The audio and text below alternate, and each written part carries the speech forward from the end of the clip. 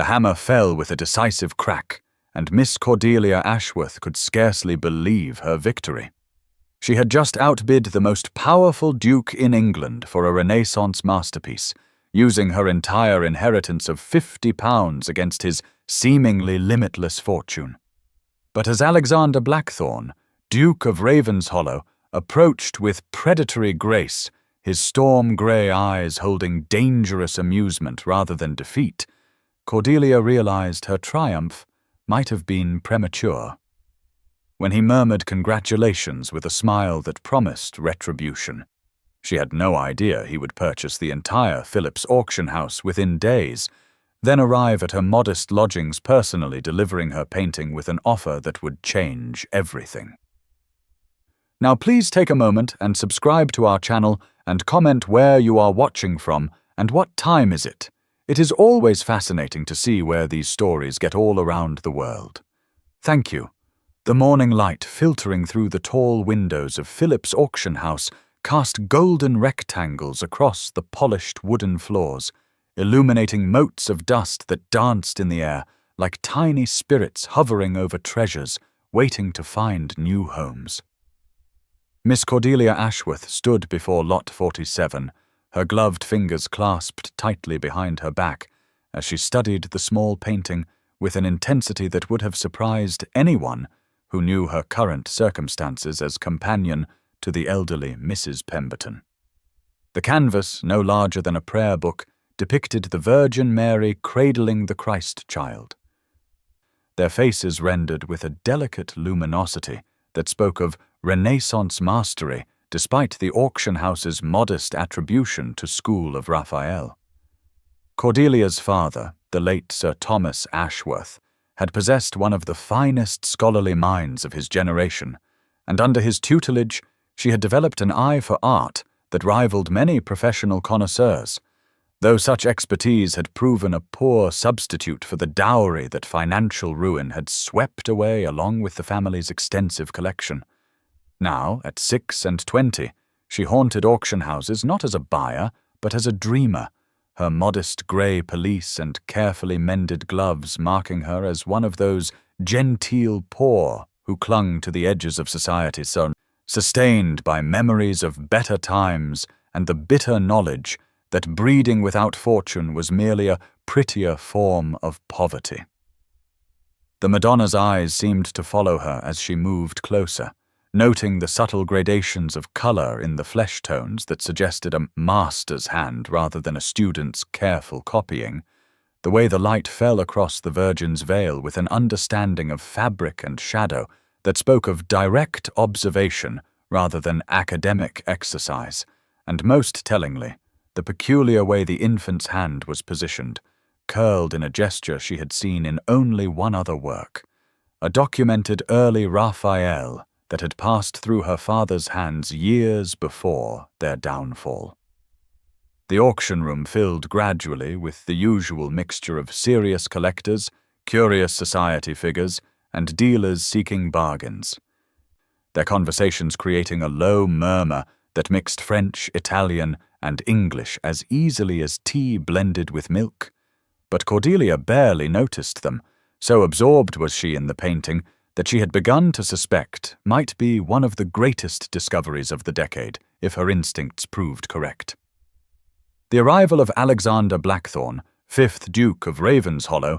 changed the very atmosphere of the room as surely as a storm front rolling across the countryside, his tall frame and commanding presence drawing every eye even as conversations faltered and resumed in more subdued tones. At 32, he possessed the kind of dark, aristocratic handsomeness that made debutantes swoon and their mothers calculate marriage settlements. But it was the intelligence burning in his grey eyes and the air of absolute authority that surrounded him like an invisible cloak that marked him as truly formidable. Cordelia had never seen him in person, but his reputation preceded him like thunder before lightning, whispered in drawing rooms as the story of a man who had tripled his already vast inheritance through investments that others called recklessly bold and he deemed merely logical,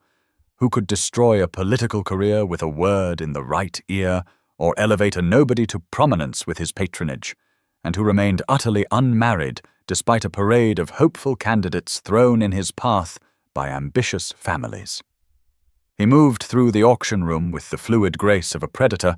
his impeccably tailored coat of midnight blue superfine emphasizing the breadth of his shoulders, his cravat arranged with mathematical precision, every detail of his appearance speaking of wealth so vast that it need not advertise itself through ostentation, but could afford the luxury of understated perfection. When his gaze swept the assembled lots, cataloguing items with the casual attention of a man accustomed to acquiring whatever caught his fancy, Cordelia felt an unexpected flutter of nervous energy, as though she stood too close to a fire that might warm or consume without warning. She forced herself to look away, focusing instead on the auctioneer's preparations, but remained acutely aware of the Duke's presence as he took a position near the front of the room. His hands clasped behind his back in an unconscious mirror of her own posture, though where she stood from necessity to avoid notice, he commanded attention simply by existing in the space. The bidding began with lesser items, small pieces that drew modest interest from the assembled crowd. But Cordelia found her attention scattered, her usual focus compromised by an awareness that the Duke's eyes occasionally swept the room in a way that seemed to catalogue not just the artwork, but the people present, as though he found the human drama as worthy of study as the Renaissance masters whose works adorned the walls. When Lot 47 was finally called, her heart began to race with an intensity that surprised her. For while she had often admired pieces beyond her reach, she had never before felt such a compelling need to possess something, to rescue it from potential misattribution and give it the recognition it deserved. The auctioneer's description was perfunctory, mentioning the attractive subject matter and pleasant execution while noting the attribution to Raphael's workshop rather than the master himself, and Cordelia watched with growing excitement as the opening bid of £10 drew only scattered interest from dealers looking for decorative pieces to sell to less discerning clients. She waited until the bidding seemed to stagnate at £20, her palms damp within her gloves as she considered the enormous risk she was about to take.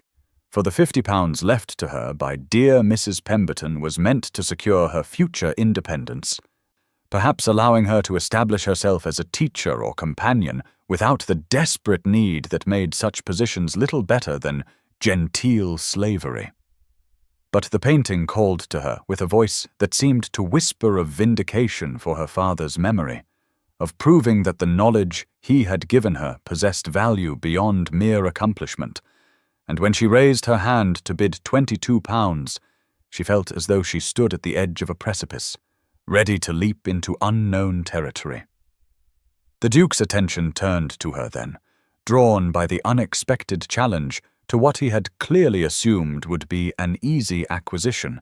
his grey eyes studying her with the same intensity she had devoted to the painting, and she felt exposed under that penetrating gaze, as though he could read not just her determination, but the desperate hope that drove it. The moment when their eyes met across the crowded auction room seemed to stretch like taffy in the summer sun, filled with a crackling tension that Cordelia attributed to her audacity in challenging one of England's most powerful peers for what he had obviously decided to acquire. Alexander Blackthorne's bid of £30 was delivered with casual confidence, his voice carrying the authority of a man accustomed to having his wishes respected without question. But when Cordelia countered with 35, using nearly 3/4 of her entire inheritance in a gesture that felt like throwing her future onto the altar of instinct, something shifted in his expression, a flicker of what might have been surprise quickly replaced by interest. The room had fallen utterly silent now, society matrons leaning forward in their chairs to witness the extraordinary spectacle of an unknown woman daring to compete with the Duke of Ravenshollow, their fans fluttering like butterfly wings as whispered speculations filled the air about her identity and presumption. Cordelia felt every eye upon her, but her focus remained fixed on the painting, on the gentle curve of the Virgin's smile that seemed to hold secrets about technique and artistic development that could revolutionize understanding of Raphael's early period, if only she could prove her suspicions correct. When the Duke raised his bid to £40, she sensed his growing curiosity overriding his desire for the piece itself, as though the contest had become more interesting than the prize, and she realized with a mixture of terror and exhilaration that she had captured the attention of one of the most dangerous men in London. Her final bid of £50, spoken in a voice that trembled only slightly, despite the magnitude of what she was risking, represented not just every penny of her security, but a leap of faith in her own knowledge and judgment, a declaration that she would rather face an uncertain future than live with the regret of allowing potential genius to disappear into obscurity. The silence that followed seemed to last an eternity, broken only by the soft tick of the long case clock in the corner, and the rustle of silk as ladies shifted in their seats, waiting to see whether the mysterious bidder had finally overreached herself against impossible odds. Alexander Blackthorne stood in the marble entrance hall of his Mayfair mansion, still holding his gloves and walking stick, yet making no move to hand them to the hovering footman who waited with the patience born of years serving the aristocracy. The encounter at Philip's auction house played through his mind with the persistence of a melody that refused to be dismissed, each detail crystallizing with remarkable clarity, despite the chaos of emotions that had followed Miss Ashworth's unexpected victory. He had attended the auction with the casual intention of acquiring a pleasant decorative piece for one of his lesser properties, his interest in the small Madonna based purely on his secretary's recommendation that Renaissance works were performing well in the current market. But what had transpired in that crowded room had shaken something fundamental in his understanding of himself and his place in the world he had so carefully constructed. The woman who had outbid him possessed something he had not encountered in years of navigating London's social waters, a genuine passion that transcended calculation and self-interest,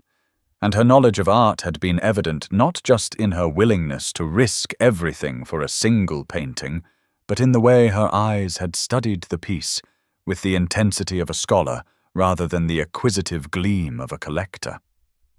When she had spoken her name, Ashworth, with such dignity despite her obvious reduced circumstances, he had felt an unexpected jolt of recognition, for he remembered Sir Thomas Ashworth as one of the few men in academic circles whose reputation for integrity had been matched only by his expertise, and the realization that this extraordinary woman was the great scholar's daughter had added layers of complexity to his fascination that he was only beginning to comprehend. Now, in the familiar surroundings of his own domain, surrounded by the trappings of wealth and power that had never failed to provide satisfaction before, Alexander found himself restless and distracted, his usual evening routine of reviewing correspondence and estate matters abandoned in favor of pacing the length of his study while his mind returned again and again to the moment when Miss Ashworth had lifted her chin in defiance of his position and declared her expertise superior to his own. The audacity of it should have offended him, would certainly have earned his displeasure from anyone else, but instead he found himself admiring the courage it had taken for a woman in her circumstances to challenge him so directly, and the memory of her voice, cultured but carrying the slight tremor of nerves she had tried so hard to conceal, haunted him with its mixture of pride and vulnerability. The investigation into Miss Cordelia Ashworth's circumstances proved both easier and more illuminating than Alexander had anticipated, for his network of information sources extended throughout London society like an invisible web that caught whispers and rumors as efficiently as any spider caught flies. Within 24 hours of their encounter, he possessed a complete picture of her life that painted a portrait of sacrifice and dignity that both impressed and disturbed him in ways he had not expected. Sir Thomas Ashworth had indeed been a scholar of exceptional reputation, his collection of Renaissance art considered one of the finest private assemblages in England, but his unworldly nature had made him easy prey for unscrupulous investment advisers who had gradually stripped away his fortune through schemes that promised vast returns while delivering only devastating losses. When death had claimed him 3 years prior, his estate had been so encumbered with debt that the entire collection had been sold to satisfy creditors, leaving his 2 daughters virtually penniless despite their gentle birth and superior education. The younger daughter, Imogen, had been fortunate enough to attract the attention of a respectable gentleman whose modest fortune allowed him to overlook her lack of dowry. But Alexander's sources revealed that this apparent good fortune had come at considerable cost to Miss Cordelia, who had used what remained of her own inheritance to ensure her sister's marriage could proceed without the stain of financial desperation. The picture that emerged was of a woman who had systematically sacrificed her own prospects to preserve her family's honor and her sister's future, accepting her position as companion to elderly Mrs. Pemberton not from lack of alternatives, but from a determination to maintain independence while fulfilling her obligations to those she loved. Such selfless devotion to duty struck a chord in Alexander's carefully guarded heart. For he recognized in her actions the same sense of responsibility that had driven his own decisions throughout his adult life, though his circumstances had allowed him to fulfill his obligations while accumulating rather than surrendering wealth and position. The realization that Miss Ashworth possessed not only the expertise and courage he had witnessed at the auction, but also the moral character to place others' welfare above her own comfort elevated his interest from mere intrigue to something approaching reverence. And for the first time in years, he found himself contemplating actions driven by emotion rather than cold calculation. The opportunity to transform his interest into action presented itself with the symmetry of a perfectly plotted drama when his secretary reported during their morning meeting that Philip's auction house was facing severe financial difficulties that threatened its continued operation. The establishment had been struggling for months with declining attendance and increased competition from newer, more fashionable venues, and the owner was quietly seeking a buyer willing to assume both the property and the substantial debts that came with it. Alexander listened to this intelligence with growing excitement, recognizing immediately that fate had presented him with the perfect means to advance his courtship of Miss Ashworth while simultaneously making a sound business investment that would complement his existing interests in the art market mounts. The purchase of Philip's would give him control not only of a respected auction house, but also of the very venue where he had first encountered the remarkable woman who had captured his imagination so completely, and the romantic gesture of acquiring the entire establishment simply to ensure her painting remained safely in her possession appealed to something in his nature that he had long suppressed in favor of practical considerations. His decision was made before his secretary had finished explaining the financial details, and by afternoon he had instructed his man of business to begin negotiations with an urgency that surprised even his most experienced advisers, who had grown accustomed to their employer's methodical approach to all transactions. The acquisition moved forward with remarkable speed. Smoothed by Alexander's reputation for decisive action and his willingness to pay a premium for immediate completion, and within 48 hours he found himself the owner of one of London's most established auction houses, a purchase that his friends would no doubt attribute to his genius for recognizing profitable opportunities, but which he knew had been motivated entirely by his desire to impress a woman whose good opinion had somehow become more valuable to him than the respect of Parliament or the approval of society. The decision to deliver Miss Ashworth's painting personally represented another departure from Alexander's usual careful protocols, for his position normally required that such communications be handled through intermediaries who could maintain appropriate distance between a duke and those of lesser station. Yet the thought of delegating this particular task to a secretary or footman felt not merely inappropriate, but almost sacrilegious, as though the gesture would lose all meaning if stripped of his personal involvement and reduced to a mere business transaction.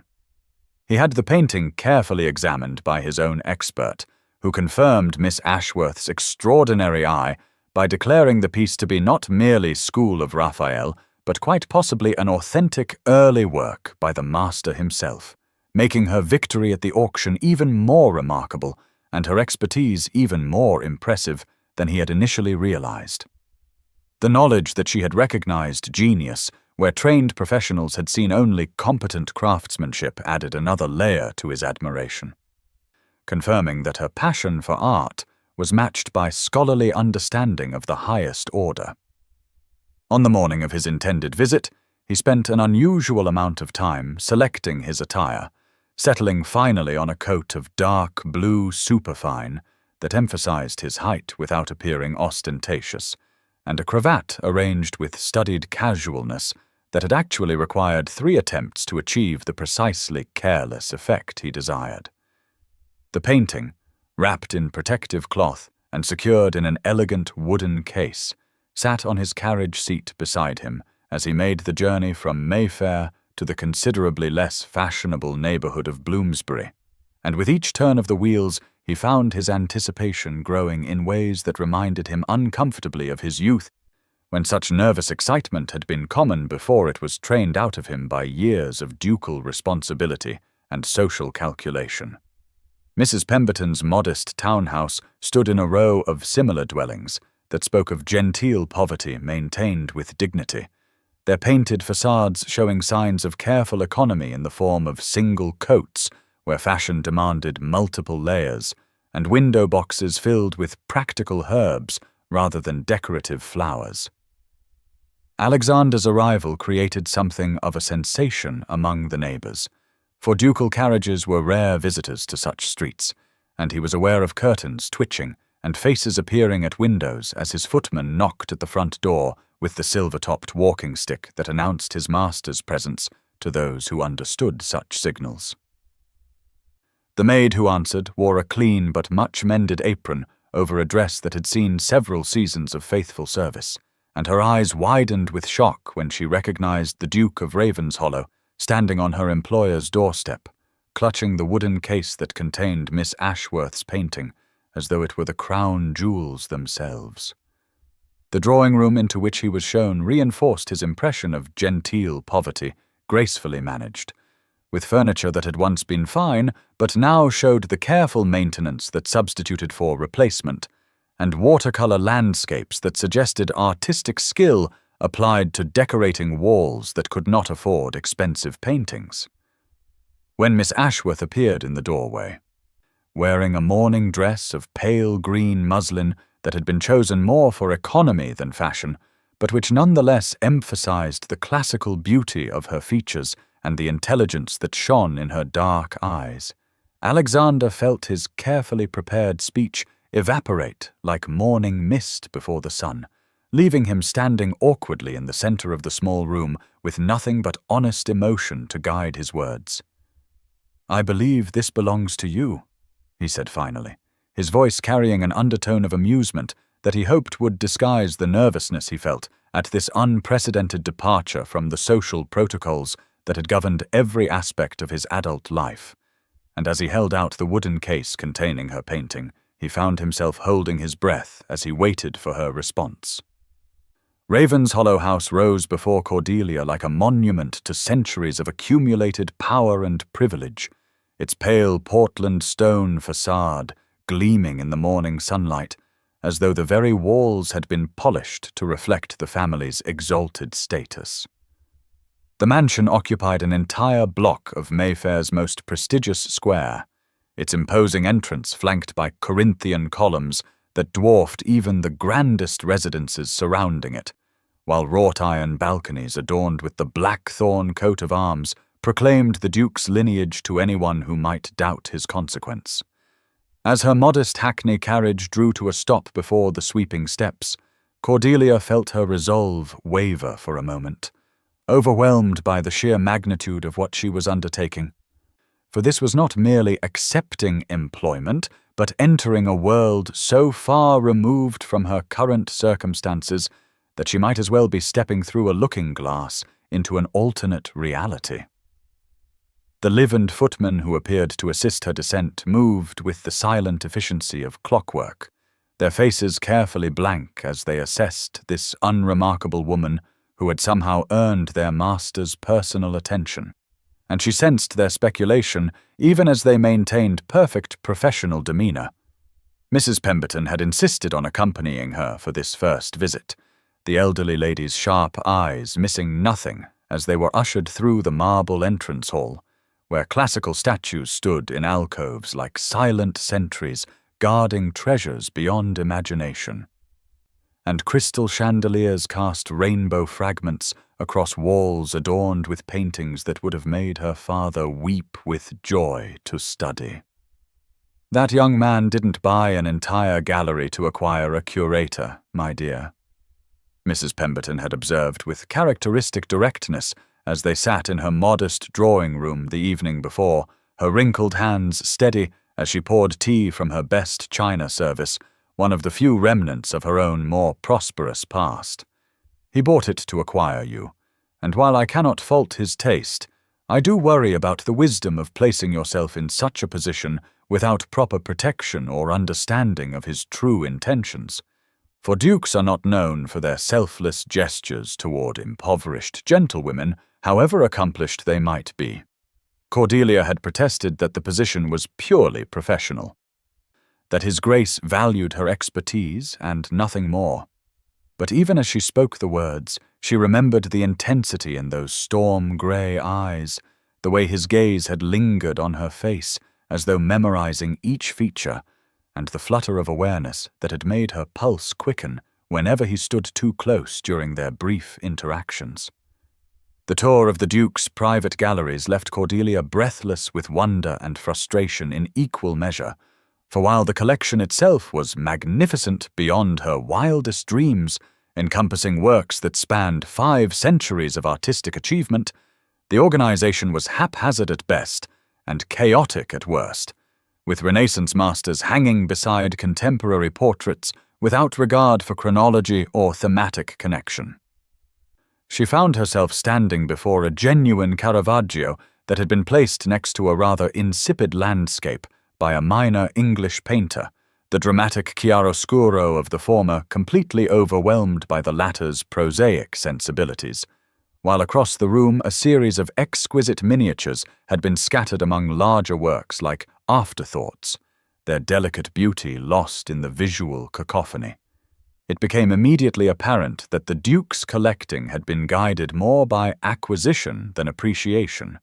each piece purchased on expert recommendation or social pressure rather than personal passion, creating a magnificent but soulless assemblage that reflected wealth rather than taste.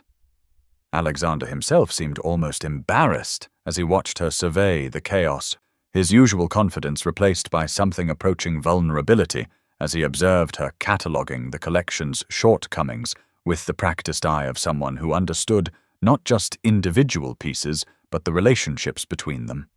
"I fear you'll find the arrangement rather wanting," he admitted as they paused before a Van Dyck portrait that had been positioned where harsh afternoon light would fade its delicate pigments within decades. "My father acquired most of these pieces, and I've simply continued the tradition without much thought for their proper presentation or care, relying on dealers and experts who assured me of their value without considering whether they deserved such casual treatment." Cordelia felt her professional instincts override her social awkwardness as she began to envision how the collection might be transformed, how careful grouping and thoughtful lighting could create narratives that would illuminate artistic development and cultural evolution, turning a mere accumulation of valuable objects into a coherent statement about beauty and human creativity. She found herself speaking with growing enthusiasm about the possibilities, her hands gesturing as she described how the religious works might be arranged to show the transition from Byzantine influences to Renaissance humanism, how the portraits could tell the story of changing social attitudes across centuries. Completely forgetting for the moment that she was addressing one of the most powerful peers in England, as she lost herself in visions of what his galleries could become under proper care. The days that followed established a rhythm that felt both natural and dangerously intimate, as Cordelia threw herself into the work of reorganizing the collection, while Alexander found excuses to seek her opinions on matters that had little to do with art and everything to do with his growing fascination with her mind. She arrived each morning at precisely 9 o'clock, her modest dress and practical demeanor unchanged despite her new circumstances, and immediately lost herself in the careful work of cataloguing and rearranging, creating detailed notes about each piece's provenance and condition while developing plans for their optimal display. Alexander's daily visits to the galleries became longer and more frequent, his initial pretense of checking her progress gradually giving way to genuine conversations about artistic technique and historical context, as he discovered the pleasure of learning from someone whose passion for the subject was utterly authentic. She found herself explaining the significance of brushwork and composition to a man whose education had been purely classical, watching his face transform with understanding as she pointed out details he had never noticed despite years of ownership, and slowly recognizing that beneath his formidable exterior lay an intelligence that had been starved of genuine intellectual stimulation. Their discussions revealed layers of his character that she suspected few people ever glimpsed,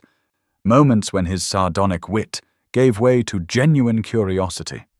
when the mask of ducal authority slipped to reveal a man who had been shaped more by duty than affection, who had learned to command respect, but struggled with the simpler art of human connection. He spoke rarely of his childhood, but she began to piece together a picture of lonely grandeur, of parents who valued his bloodline more than his happiness, of an education designed to produce a perfect duke rather than a complete human being,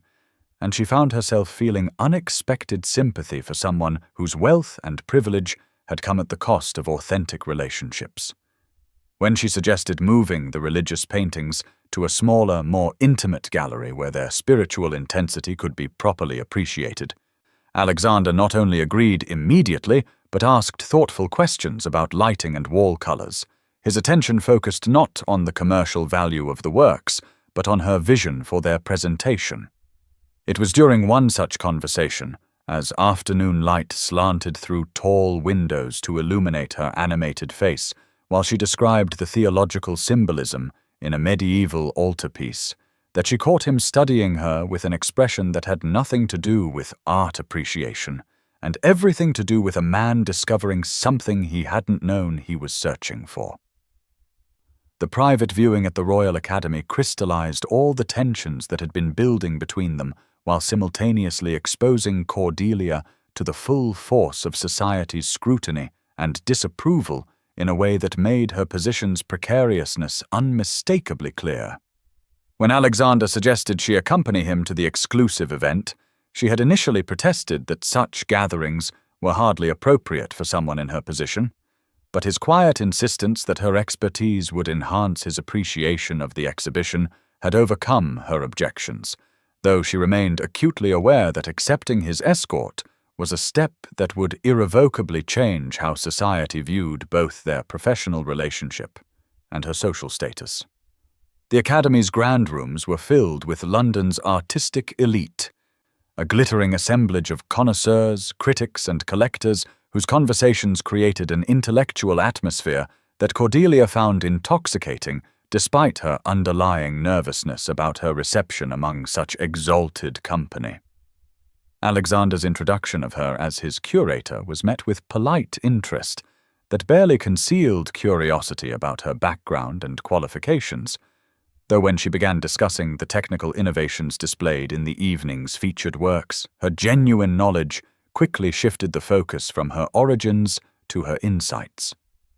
Lady Seraphina Montague's arrival changed the dynamic immediately, the acknowledged beauty of the season sweeping into the room like a ship in full sail. Her emerald silk gown and perfectly arranged golden curls creating exactly the sort of visual impact that made strong men forget their own names and practical considerations alike. Cordelia had heard whispers about the stunning young woman who was universally expected to become the next Duchess of Ravenshollow,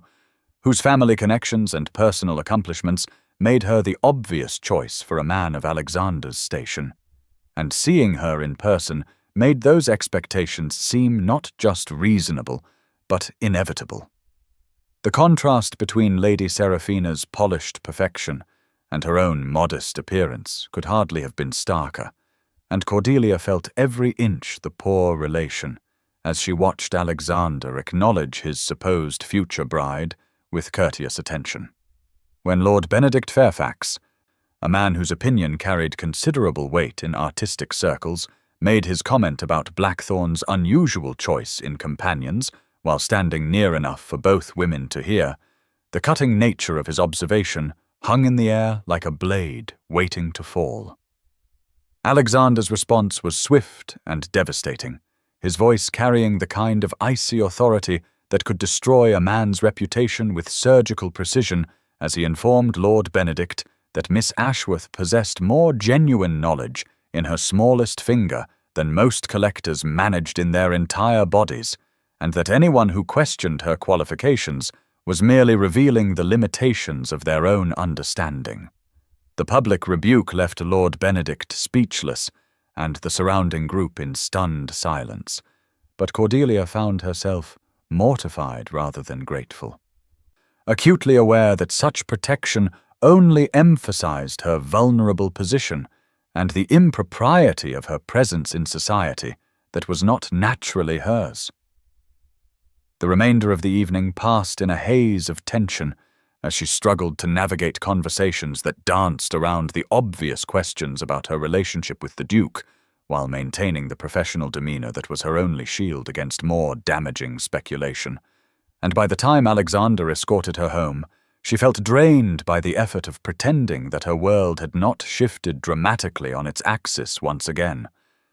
The arrival of the Dowager Duchess of Ravenshollow at her grandson's Mayfair mansion was announced by a flurry of preparation that transformed the already immaculate household into a state of military precision. For despite her advanced age of 72 years, Helena Blackthorn retained the commanding presence that had made her one of the most formidable figures in society for over half a century. Cordelia first encountered her on a Tuesday morning when she arrived for her usual work in the galleries, only to be informed by the housekeeper that Her Grace desired an immediate interview in the morning room, a summons delivered with the kind of grave formality usually reserved for audiences with royalty. The dowager sat in a high-backed chair, positioned to catch the morning light, her silver hair arranged in an elaborate style that had been fashionable during her youth, but which she maintained with the supreme confidence of someone who set rather than followed trends, her black silk dress relieved only by a magnificent set of sapphires that caught the light like captured stars. Her pale blue eyes, so like Alexander's, but sharpened by decades of social warfare, studied Cordelia with the intensity of a naturalist, examining a particularly interesting specimen, taking in every detail from the careful mending of her gloves to the proud set of her shoulders as she waited for permission to speak. "Tell me, Miss Ashworth," the dowager said without preamble, her voice carrying the crisp authority that had once terrorized cabinet ministers and cowed rebellious debutantes alike. "What makes you think yourself capable of managing my grandson's affairs? For I have it on good authority that you have somehow convinced him to reorganize his entire collection based on your recommendations, which suggests either remarkable expertise or remarkable presumption on your part." The question was clearly designed to intimidate, but Cordelia found herself responding with honest directness rather than the fawning deference the dowager no doubt expected, explaining her background and training, while acknowledging that her current circumstances were indeed reduced, though her knowledge of art remained undiminished by financial reversal. She spoke of her father's reputation and her own careful study, of the patterns she had observed in great collections, and the principles that guided proper curation, her passion for the subject gradually overriding her nervousness as she warmed to a topic that engaged her deepest interests. The dowager listened in silence, occasionally raising an eyebrow or pursing her lips. But when Cordelia finished speaking, there was something approaching approval in those calculating eyes,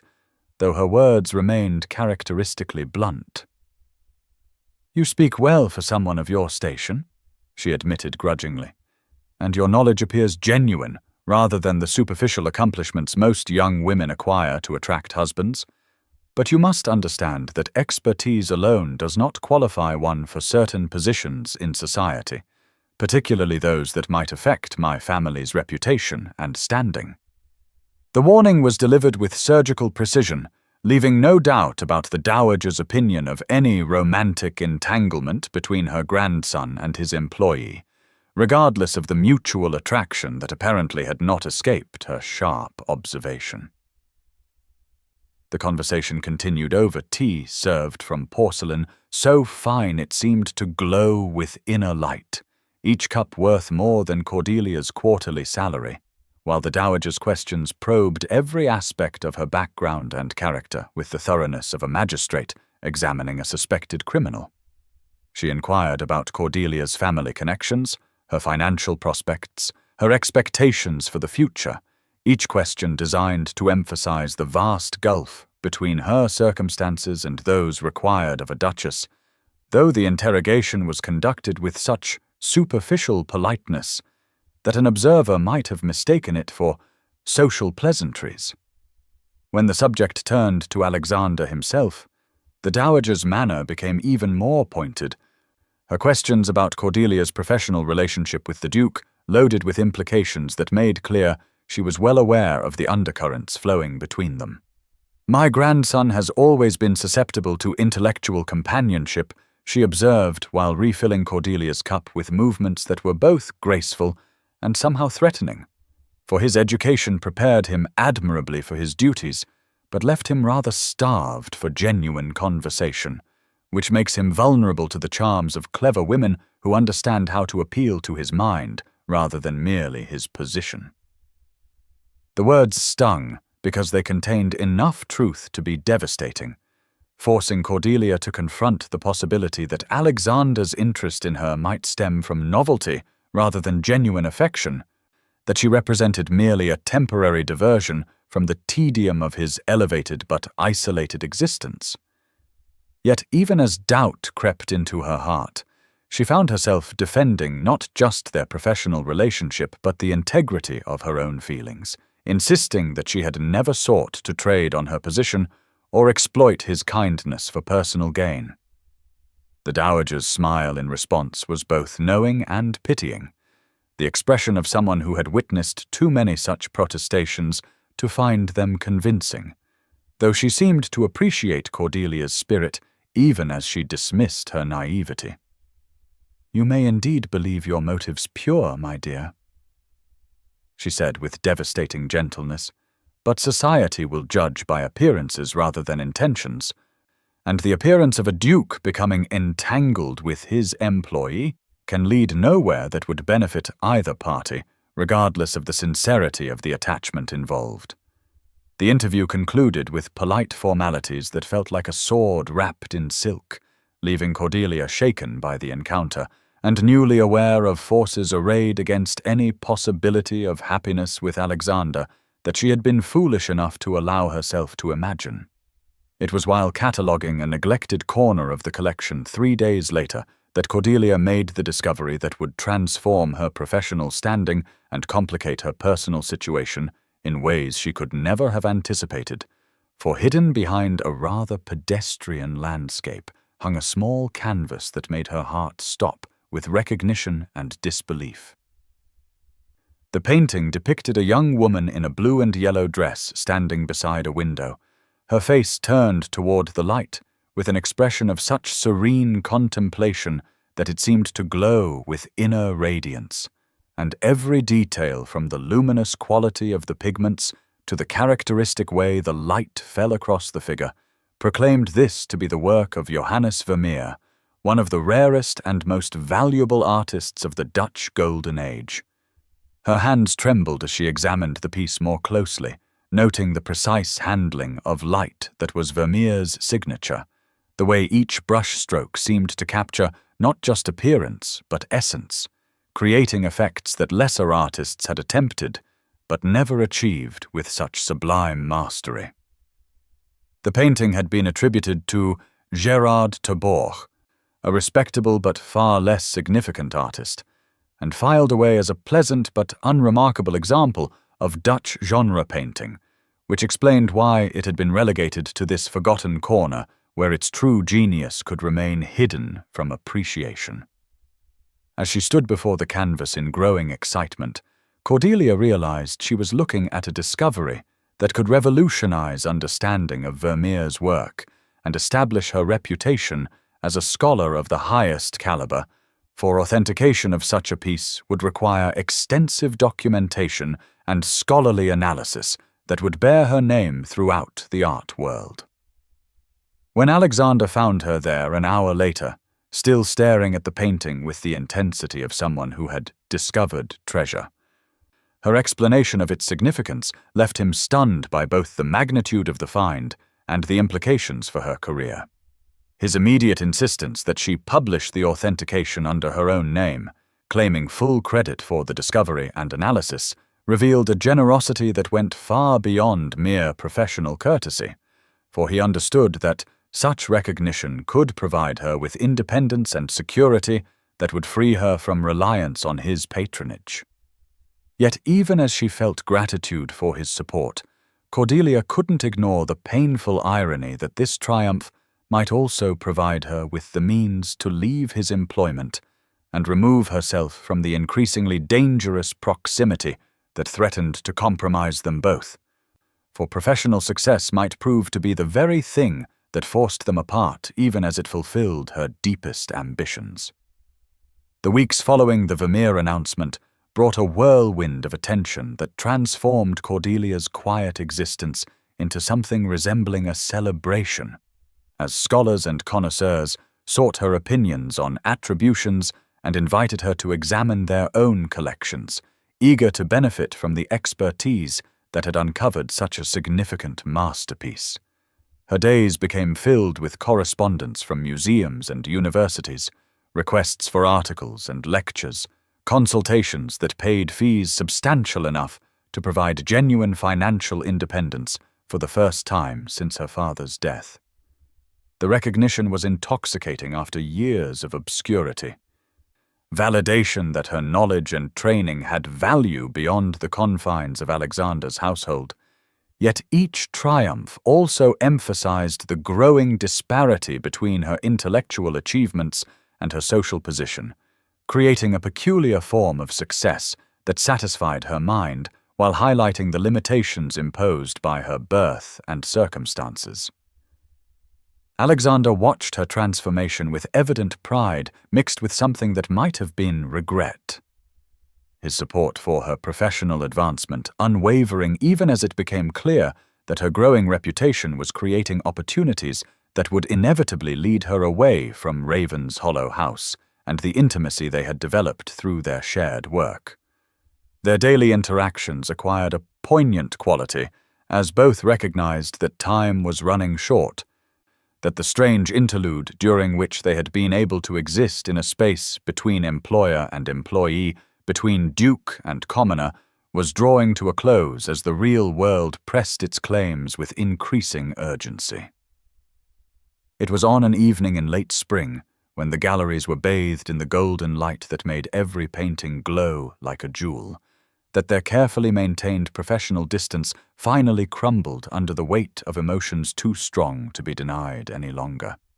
They had been discussing the placement of several new acquisitions when conversation gradually gave way to the charged silence that had been building between them for weeks,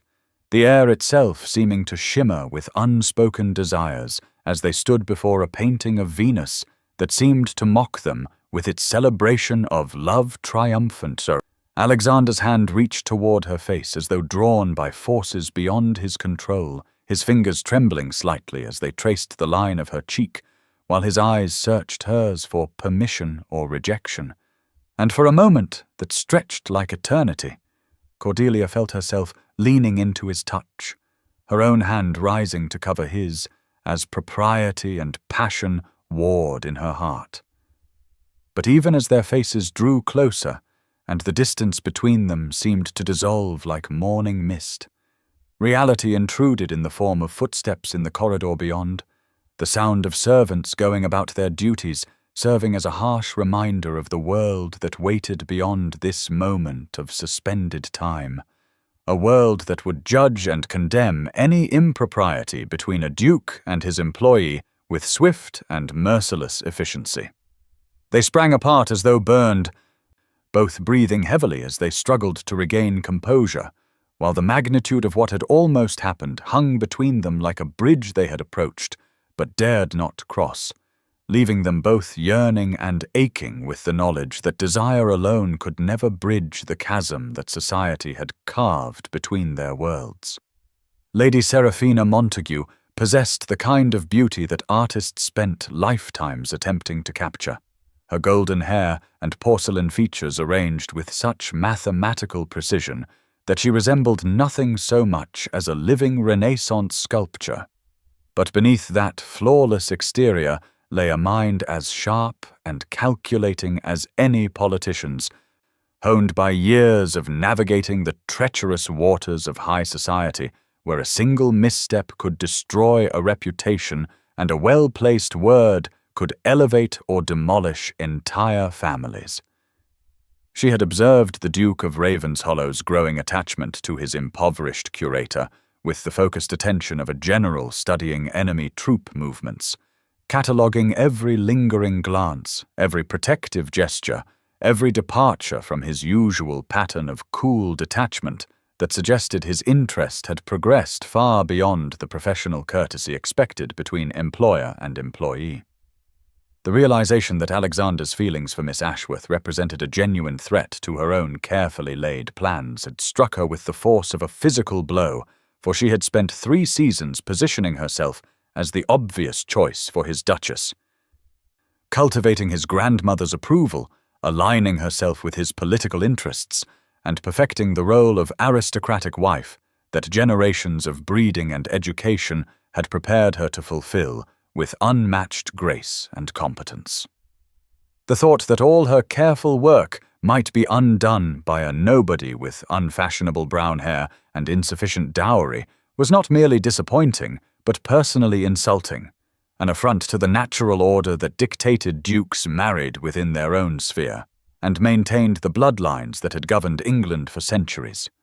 Her campaign against Cordelia began with the precision of a chess master's opening moves, each action calculated to achieve maximum damage while maintaining plausible deniability. For Lady Seraphina understood that direct attacks would appear vulgar and desperate, while subtle manipulation would seem like nothing more than the natural consequence of improper behavior finally receiving its due recognition. She began by mentioning casually to Lady Thornfield, whose opinion carried considerable weight among the patronesses of Almack's, that she found it rather peculiar how much time the Duke spent consulting with his curator, particularly given Miss Ashworth's youth and unmarried status, allowing the observation to hang in the air like a seed waiting for fertile ground, while maintaining the innocent air of someone merely commenting on an unusual professional arrangement. Within days, variations of this observation were circulating through drawing rooms across Mayfair, each retelling adding embellishments that transformed professional consultation into something far more scandalous, the whispers growing from speculation about impropriety to certainty about misconduct as they passed from one eager listener to another. When Mrs. Fortescue, whose salon attracted the city's leading critics and connoisseurs, mentioned at her weekly gathering that she had heard the most disturbing rumors about certain individuals who had clearly overstepped the bounds of their station, Every person present understood immediately who was being discussed, and Cordelia's reputation began its inexorable slide toward ruin without a single direct accusation being made against her character or conduct. The systematic destruction of Cordelia's professional standing proceeded with the ruthless efficiency that only someone of Lady Seraphina's social connections could orchestrate, each setback appearing to result from coincidence or changing circumstances rather than deliberate sabotage, though the pattern became unmistakable to anyone paying sufficient attention to the timing and coordination of each blow. The first indication that her position had become untenable came when Sir Reginald Pembroke, who had previously sought her opinion on several acquisitions for his growing collection, sent a curt note declining her services without explanation, followed quickly by similar rejections from other collectors who had once valued her expertise enough to overlook her modest origins in favor of her exceptional knowledge. The cancellation of her planned lecture at the Society for the Promotion of Fine Arts came next, delivered through a secretary who mumbled apologies about scheduling conflicts while refusing to meet her eyes, though Cordelia suspected the real reason lay in the whispered concerns about her moral fitness to address respectable audiences that had somehow reached the Society's governing board. When the National Gallery withdrew their offer for her to authenticate a disputed Caravaggio that had recently come to light, citing vague concerns about maintaining institutional reputation while working with controversial figures, Cordelia finally understood the full scope of the campaign being waged against her and the sophisticated nature of an enemy she had never consciously made. The masterpiece in question was a work that would have established her reputation beyond doubt if her attribution proved correct, representing the kind of career-defining opportunity that came once in a lifetime for someone in her position, and its withdrawal felt like watching her future disappear into darkness, just as dawn had seemed to be breaking over her professional horizons. Dr. Morrison, who had initially contacted her about the project with enthusiasm bordering on excitement, now spoke in the careful tones of someone who had received instruction from higher authorities, his regret seemingly genuine, but his determination to distance the gallery from any association with her absolutely unwavering despite their previous collaboration and mutual respect. The realization that her professional life was being systematically dismantled by forces she could neither identify with certainty nor combat effectively left Cordelia feeling helpless and furious in equal measure, her carefully built reputation crumbling like ancient parchment exposed to sudden light, while she remained powerless to prevent the destruction or even defend herself against accusations that were never made directly enough to be challenged or refuted. Alexander's discovery of Lady Seraphina's campaign came through his own network of informants, gentlemen who moved through society's drawing rooms with the same careful attention to information gathering that his business associates brought to financial markets, and when the full scope of her machinations became clear, his fury was of the cold,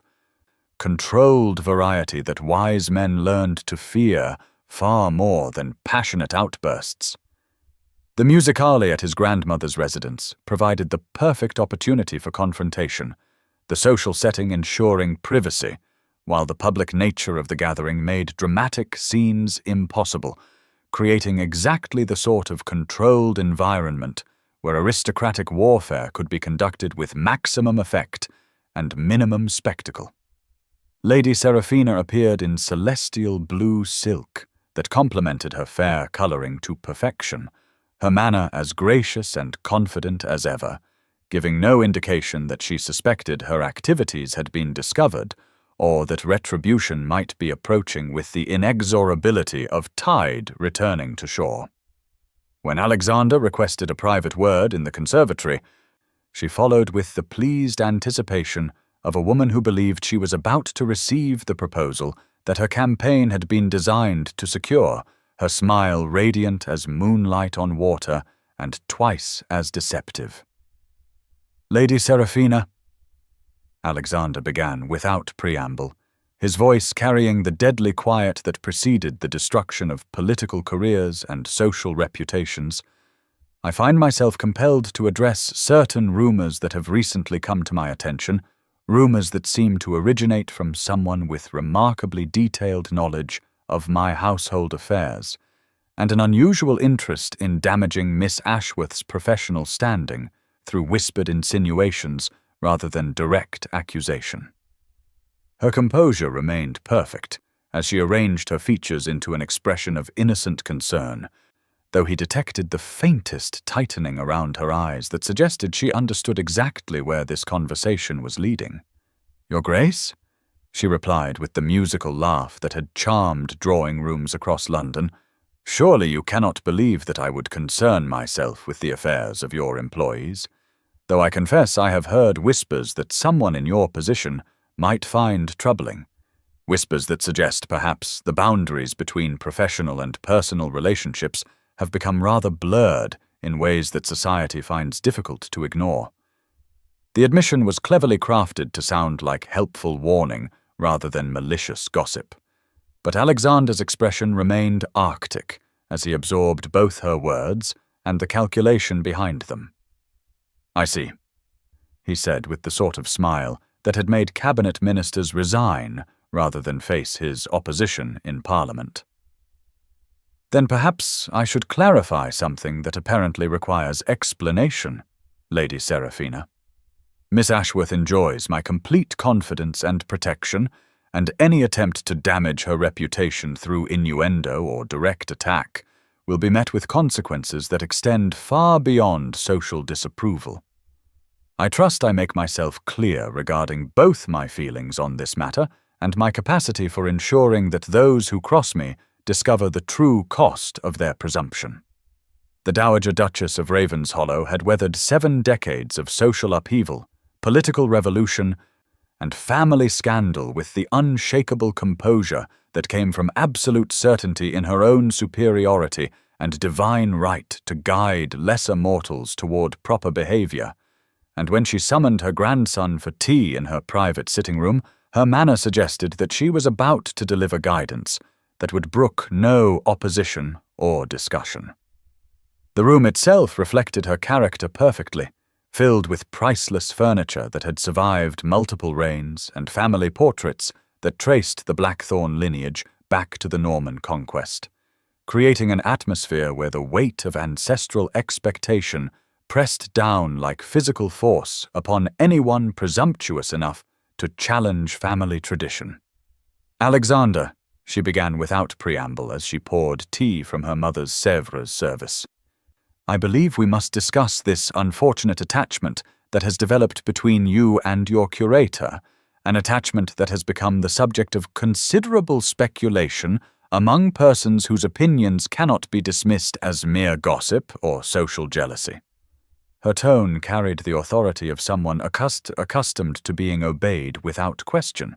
though Alexander's expression suggested he had inherited enough of her formidable will to mount serious resistance, if necessary. "You are 38 years old," she continued, as though he had not spoken,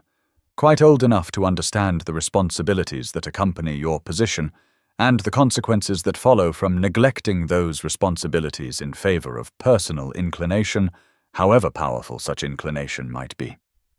The girl is undoubtedly accomplished and perhaps even admirable in her way, but she is completely unsuitable as a wife for someone of your station, lacking not merely the fortune and connections that would strengthen your political position, but the breeding that would ensure appropriate guidance for future generations of our family." Cordelia herself stood frozen outside the partially open door, having arrived to retrieve a book she had left in the adjacent library,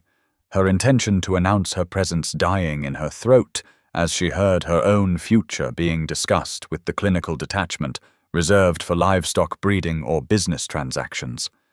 The Dowager continued remorselessly, producing a written list that rustled like autumn leaves as she unfolded it with ceremonial precision. "I have taken the liberty of compiling names of young ladies whose circumstances make them suitable candidates for your consideration,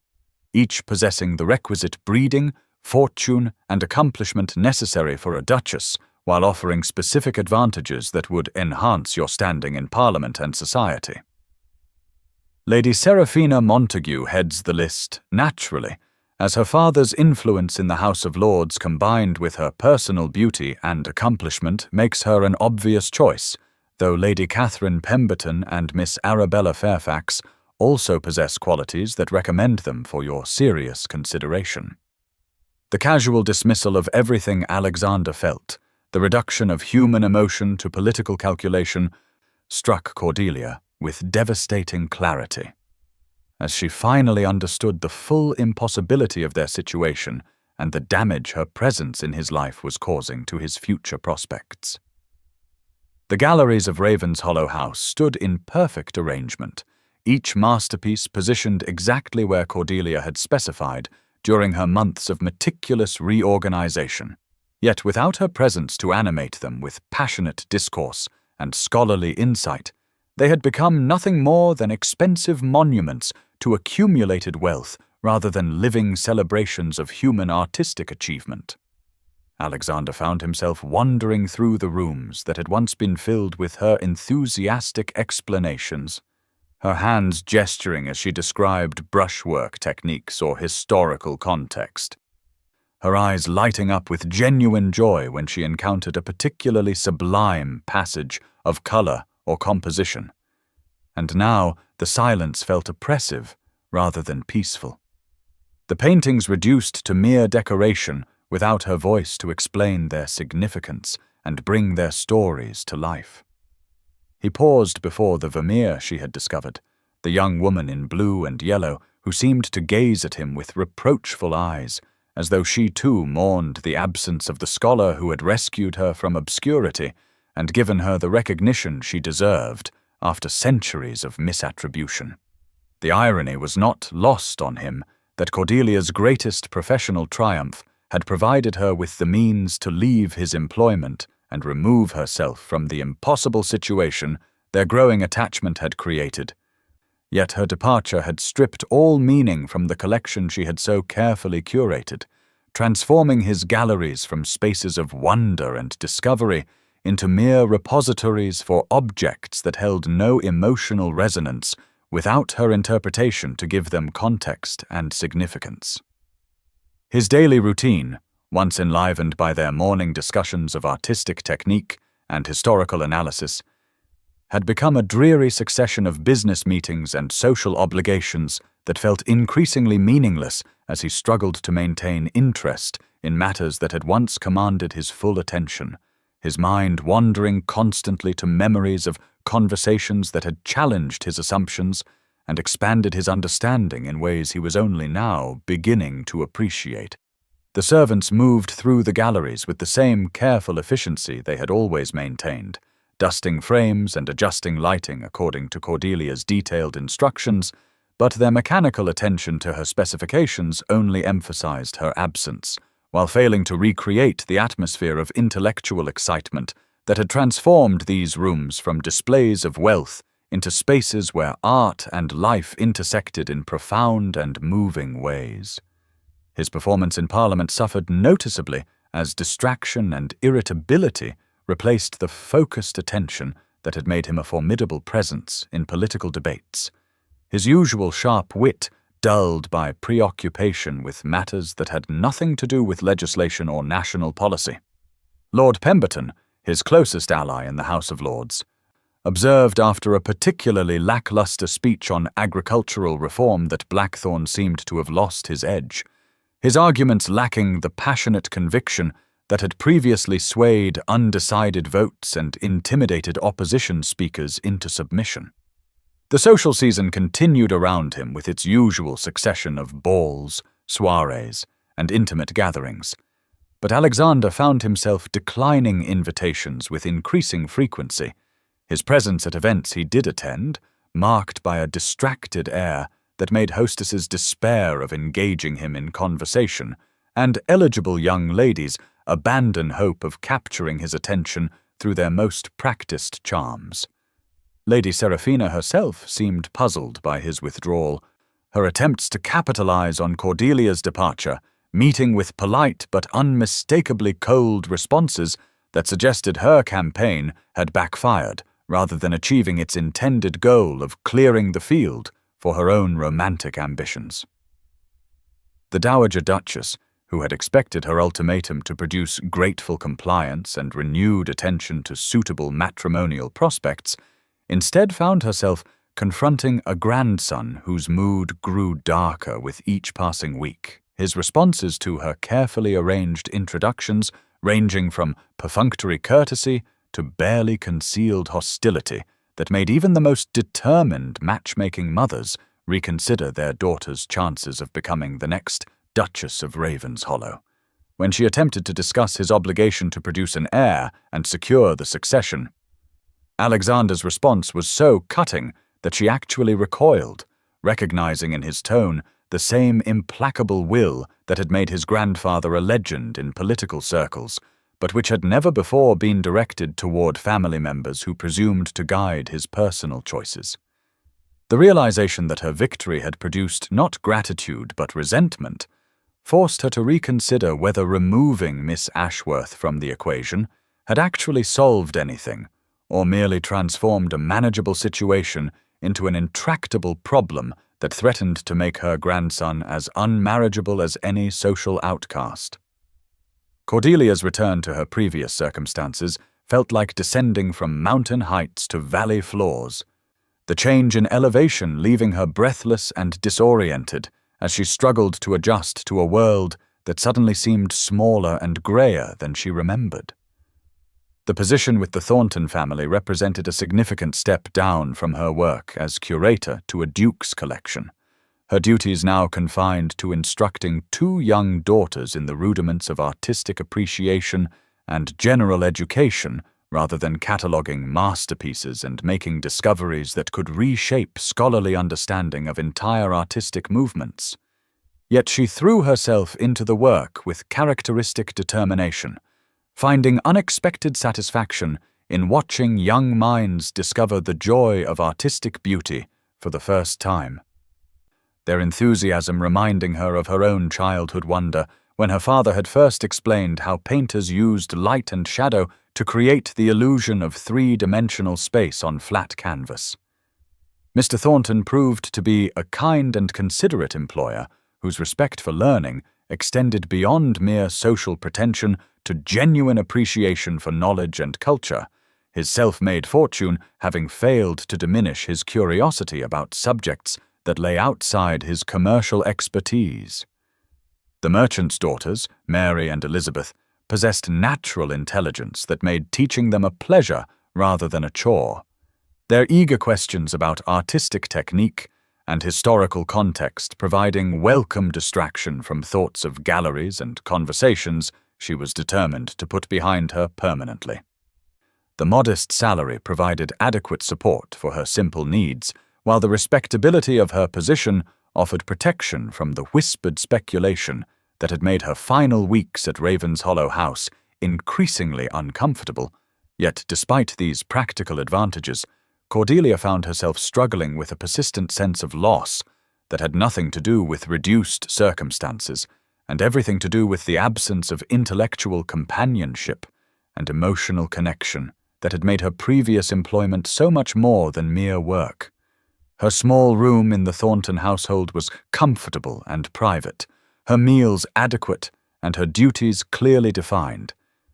But the predictable routine that should have provided peace instead felt like imprisonment after months of engaging with challenging problems and stimulating conversation that had made each day an adventure rather than a burden to be endured. The news of Mr. Thornton's proposal reached Alexander through the same network of informants who had revealed Lady Seraphina's campaign against Cordelia's reputation. The intelligence delivered with the matter-of-fact tone that suggested his sources considered this development unremarkable rather than earth-shattering, though its impact on Alexander felt like a physical blow that left him reeling with emotions he had never experienced before. The thought of Cordelia accepting another man's proposal, of sharing her mind and heart with someone who could offer her security and respectability without the complications that had made their own relationship impossible, forced him to confront feelings he had been trying to suppress since her departure from his household. Mr. Thornton was by all accounts a decent man whose genuine affection for his children's governess was matched by sufficient wealth to ensure her comfort and social position that would shield her from further gossip about inappropriate relationships with aristocratic employers, making him exactly the sort of husband any sensible woman in Cordelia's circumstances would be grateful to accept without reservation or regret. Yet the possibility that she might find happiness with someone else, that her life could continue and even improve without any reference to what they had shared during those months when art and attraction had combined to create something he now recognized as the most meaningful experience of his adult life, filled Alexander with a desperation that surprised him with its intensity and clarity. His friend Lord Benedict, recently returned from an extended tour of European capitals where he had observed various forms of government and social organization, listened to Alexander's carefully edited account of his situation with the patience of someone who understood that certain revelations required time and privacy to emerge fully formed from the confusion of conflicting emotions and social expectations. "Blackthorn," Benedict said finally, his voice carrying the authority of someone who had seen enough of the world to speak with genuine wisdom rather than conventional platitudes. "You're the Duke of Ravenshollow, master of one of England's greatest fortunes, and holder of a title that traces back to the Norman conquest, which means you can bloody well marry whom you choose without requiring permission from anyone living or dead." The blunt observation struck Alexander like lightning, illuminating a landscape he had been stumbling through in darkness, revealing possibilities he had dismissed without proper consideration, and choices he had assumed were beyond his power to make. Cordelia stood at her bedroom window, overlooking the Thorntons' modest garden, Thornton's proposal still echoing in her mind with the persistence of church bells that continued ringing long after the service had ended, the weight of decision pressing down upon her shoulders like a physical burden that grew heavier with each hour that passed without resolution. He had spoken with genuine feeling about his admiration for her character and accomplishments. His offer of marriage presented not as a business arrangement, but as a heartfelt desire to share his life with someone whose company had brought him happiness during months when grief for his late wife had seemed insurmountable, and his obvious sincerity made rejection seem not just ungrateful, but cruel to a man who deserved better than half-hearted acceptance born of practical necessity rather than mutual affection. His proposal offered everything she had thought she wanted after her father's death had stripped away security and social position, a return to respectability and financial stability that would allow her to pursue artistic interests without the constant anxiety about money that had shadowed every decision for the past 3 years. The merchant had made clear that he valued her mind as well as her character, expressing genuine interest in her scholarly pursuits and promising support for any professional activities that would bring her satisfaction, his attitude toward her intellectual independence refreshingly different from the conventional expectation that wives should abandon all interests outside domestic management once they assumed married status. Yet even as she catalogued the practical advantages of accepting his proposal, Cordelia found her heart rebelling against the sensible choice, her thoughts returning constantly to storm-grey eyes and conversations that had challenged every assumption she held about art and life, to moments when intellectual sympathy had blossomed into something deeper and more dangerous than either wisdom or propriety could approve. The memory of Alexander's touch on her cheek, the way his voice had softened when he spoke her name, the look in his eyes during that moment in the gallery when they had almost crossed the line between employer and employee into territory that would have changed everything, haunted her with persistent intensity that made acceptance of another man's proposal feel like betrayal of something sacred and irreplaceable that might never come again in her lifetime. Alexander's response to learning of Mr. de Thornton's proposal was neither the desperate pursuit of a lovesick young man, nor the calculated maneuvering of a politician seeking to reclaim lost ground, but rather the methodical campaign of someone who had finally recognized the true nature of what he stood to lose and was prepared to reshape his entire existence to prevent that catastrophe from occurring.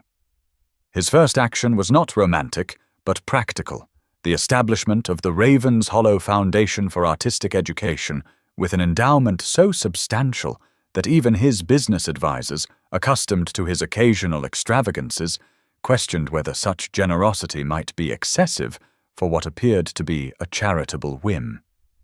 The Foundation's charter, drafted with the precision of legislation that would survive parliamentary scrutiny, specified that its mission encompassed not merely the preservation and study of artistic treasures, but the education of future generations in aesthetic appreciation and scholarly methodology, with particular attention to providing opportunities for individuals whose circumstances might otherwise prevent them from pursuing serious study in these fields. When the Board of Trustees met to select the Foundation's first director, Alexander presented them with qualifications so specific that only one candidate in England could possibly meet the requirements: her recent work on Vermeer authentication and her innovative approaches to artistic education, making her the obvious choice despite any questions that might be raised about her connection to the Foundation's patron. Cordelia's appointment as director of the Ravens Hollow Foundation provided her with professional standing that existed entirely independent of personal relationships, a position that commanded respect in scholarly circles and offered sufficient salary to ensure her financial independence regardless of any matrimonial decisions she might make, though Alexander's real purpose was not charity, but demonstration that he valued her mind and accomplishments enough to create an institution worthy of her talents, rather than expecting her to abandon professional pursuits for domestic obligations.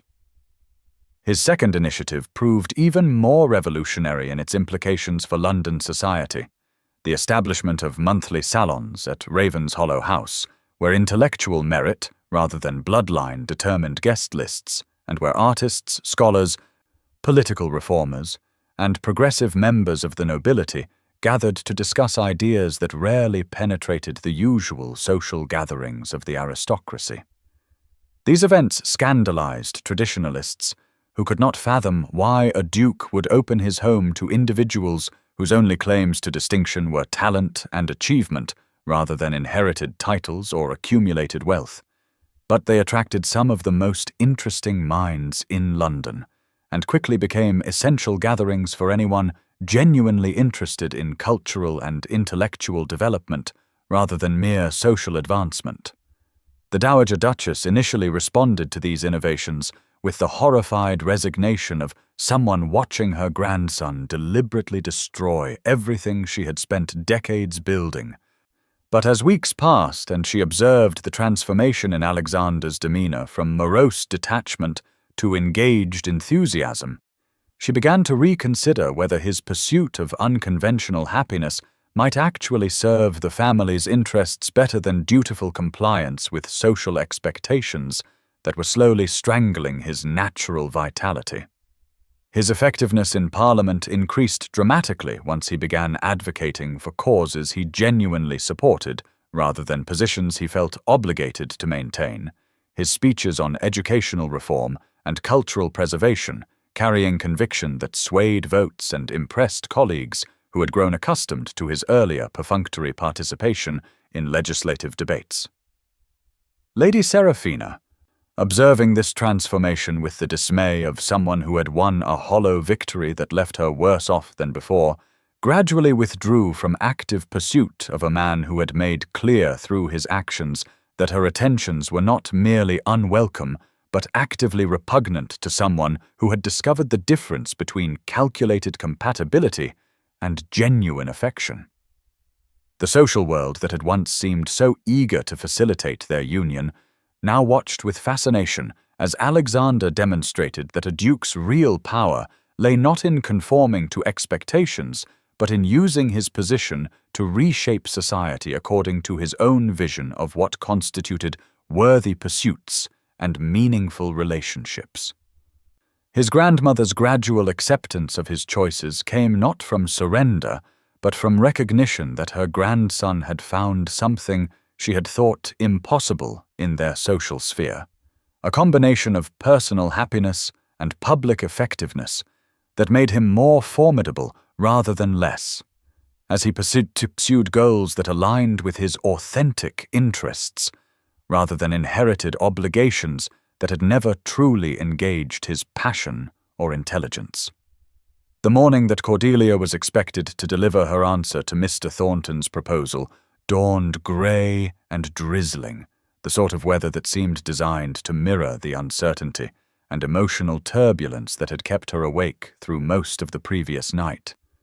Her mind cycling endlessly through practical considerations and romantic longings that refused to align in any configuration that promised peace or clarity.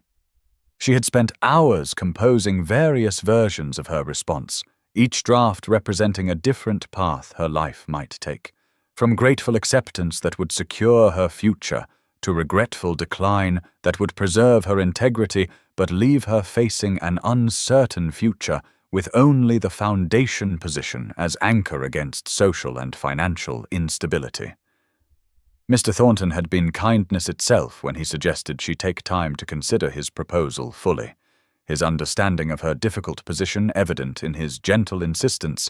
that she should feel no pressure to decide hastily on a matter of such importance to both their futures. Though she sensed that beneath his patient exterior lay the natural anxiety of a man whose happiness depended on her answer.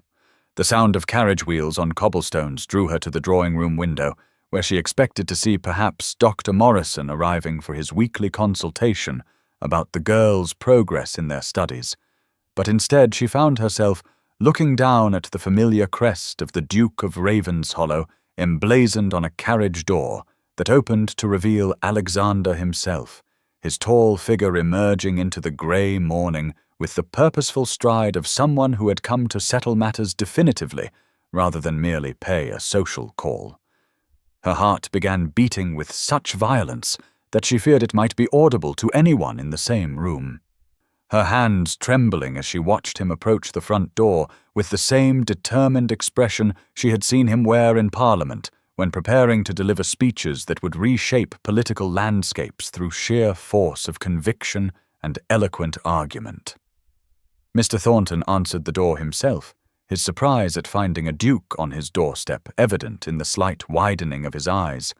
though his natural courtesy quickly reasserted itself as he invited his unexpected guest into the modest drawing-room where Cordelia waited with the terrible certainty that her life was about to change irrevocably, regardless of whatever words were about to be spoken. Alexander entered the room with the commanding presence that made him formidable in any setting, but when his eyes found hers across the space that suddenly seemed both vast and impossibly intimate, his expression softened into something approaching vulnerability, the careful mask of ducal authority slipping to reveal emotions that made her breath catch in her throat with their intensity and unmistakable sincerity. "Miss Ashworth," Alexander began, his voice carrying across the small room with the resonance that had swayed votes in the House of Lords, though now it held notes of personal entreaty rather than political persuasion. "I hope you will forgive the presumption of appearing uninvited at what I understand to be a moment of significant decision in your life, but I found myself unable to remain silent when circumstances require that I speak truths I should have acknowledged months ago, rather than allowing pride and convention to obscure what my heart has known since the day you first walked into my galleries and transformed mere objects into windows opening onto worlds of beauty and meaning I had never imagined possible." The formal cadence of his speech could not disguise the emotion that underlay each carefully chosen word, his usual aristocratic composure giving way to something more genuine and therefore more powerful as he continued with the sort of declaration that would either secure his happiness or destroy his last hope of winning. The woman whose absence had taught him the true meaning of loss. I have bought galleries and endowed foundations,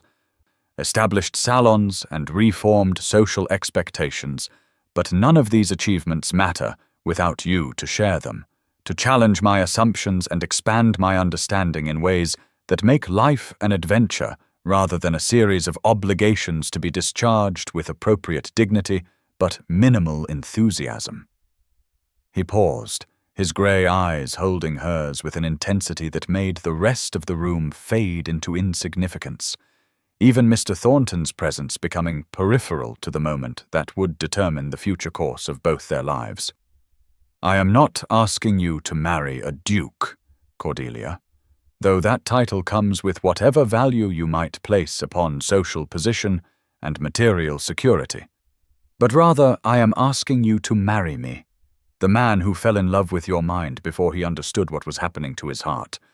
who discovered through your passion for beauty that life could hold meaning beyond political advancement and social achievement, who learned from your integrity that genuine worth has nothing to do with inherited privilege and everything to do with character and accomplishment that no accident of birth can bestow or remove.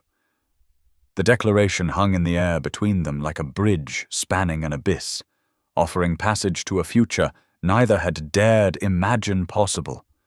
but both had dreamed of during the long weeks of separation that had taught them the true cost of allowing others' expectations to override their own deepest desires and most authentic feelings. Cordelia's acceptance, when it came, was delivered not with the breathless emotion of Gothic romance, but with the clear-eyed certainty of someone who had weighed all considerations and chosen love over security, passion over prudence, though in choosing Alexander she found herself gaining rather than sacrificing the independence and intellectual fulfillment that had always mattered more to her than conventional markers of success or social approval. The wedding that followed scandalized traditional society while delighting progressive circles, the ceremony taking place at Alexander's countryside estate amid the very art collection that had brought them together,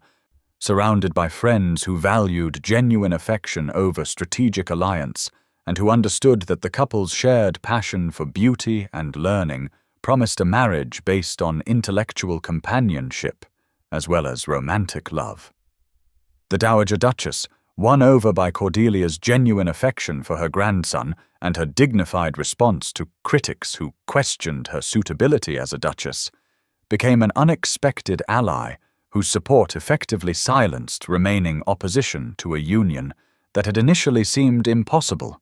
but now appeared inevitable to anyone who observed the couple together. Their honeymoon journey through Italy transformed what might have been mere tourist travel into a pilgrimage through artistic treasures, with Cordelia serving as guide to masterpieces Alexander had previously seen only as investments rather than expressions of human creativity and divine inspiration, their shared discovery of beauty creating memories that would sustain their relationship through whatever challenges the future might bring. 2 years later, their London salon had become legendary among artistic and intellectual circles, bringing together painters and poets, scholars and progressive politicians, in gatherings where ideas mattered more than lineage and where genuine conversation flourished in an atmosphere of mutual respect and shared enthusiasm for cultural advancement. Cordelia sat with their infant daughter sleeping peacefully in her arms, while guests debated the relative merits of contemporary versus classical artistic traditions, her attention divided between maternal devotion and scholarly discussion with an ease that would have been impossible in a conventional aristocratic marriage, but seemed natural in a household where love and learning reinforced each other rather than competing for priority. Alexander watched his wife engage passionately with visiting scholars about recent discoveries in artistic attribution. Her expertise, now universally acknowledged, after a series of successful authentications that had established her reputation beyond question, and he realized that in choosing love over convention, he had gained not merely personal happiness, but a richer, more meaningful existence than duty alone could ever have provided. Their marriage had become a model for other progressive couples who refused to accept that romance and intellectual partnership were mutually exclusive, proving that genuine compatibility could transcend differences in birth and fortune when based on shared values and mutual respect rather than mere social advantage or financial calculation. The discovery of another misattributed masterpiece in their collection, a small panel that Cordelia's trained eye had identified as the work of a previously unknown student of Leonardo da Vinci, prompted Alexander's amused observation that she seemed determined to constantly prove herself the superior art expert in their marriage,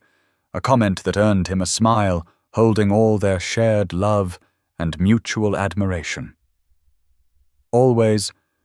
she replied with the confidence of someone who had learned to trust both her professional judgment and her personal choices,